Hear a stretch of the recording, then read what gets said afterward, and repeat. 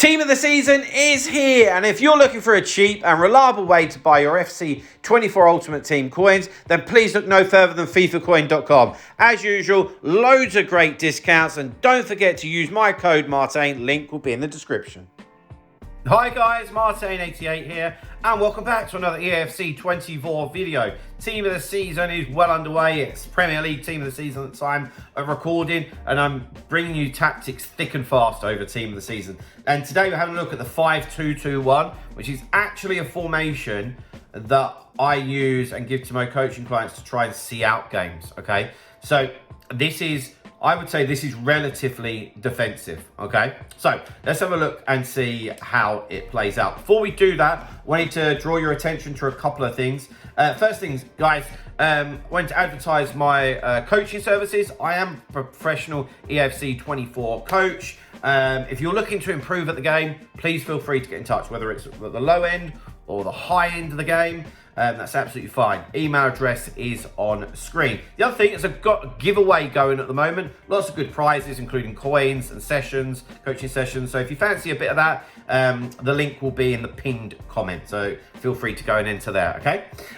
Right, tactics. Remember, this is quite defensive. So I use this more to see out a game. This is not really something I would use to start a game with, to be honest. So defensive style, balanced. Some people would, I coach, say, why don't we have it on drop back? I don't like drop back. For me, when you have drop back, you end up becoming a sitting duck and you just invite too much pressure. So I don't really like that. Defensive width 35. We've got 5 at the back here. So we don't need, condense them down a bit. We don't need them. We don't need the left back and the right back with chalk on their boots. So bring them in slightly. Defensive depth 50. Build up play, balance, and we've got chance creation as direct passing. I've flirted with the idea and tried with slow build up and possession. I can do that, but I think generally a lot of you guys would struggle with that and you'd just get caught on the ball and you would get it taken off of you. So when you win it, most of you would need options on the ball. So that's what this is set up for, okay? Players into box 6, okay?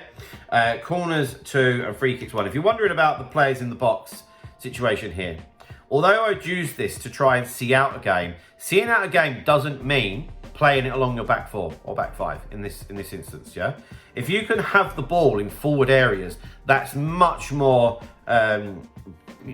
preferential, and yes, we can still try to attack. We can still try and score goals, but just maybe be a little bit more cautious about it. That's the way that you should be thinking when you're trying to see out a game, okay? Might even do a video on that, who knows? Right, so again, you're looking at the players here. If you're going to use this to see out a game or to weather a tough period, think about substitutes that you've got. Yeah, so have people on the bench that can deal with this formation. So I've just set it up with some of my starting squad. This isn't my exact 11, but more or less. So at the back, you've got your 3 centre-backs. I think it's nice if you've got a left footer at left centre-back and a right centre-back. I think that gives you a nice bit of balance. Of course, they stay back when attacking. The 2 wing-backs are on balanced attack, okay? And that's because if they're on stay back while attacking, again, you're going to be too much of a sitting duck. And when you win it, we need to have some options, yeah? And Cole and James are both defensive players, but they can offer enough going forward, okay? So balanced attack, they will make some runs for us, okay? And also we've got them on overlap, okay, which is important. We don't want them on inverted. We want to make sure that when they are running, they're running down the wing. So that's quite important as well. Then into the 2 CDMs. I've got them on balanced attack, cover centre. Again, it's the same kind of situation here. For me, I don't really want them on stay back while attacking because again, there's going to be too much of a sitting duck. Yes, when our opponent does attack on us, we'll have a lot of men behind the ball, which is great. But like I said, in terms of trying to see out the game, if we can just take it up the pitch a little bit, that's very, very preferable. Of course, we are going to have times when we are sitting really deep and taking a lot of pressure on.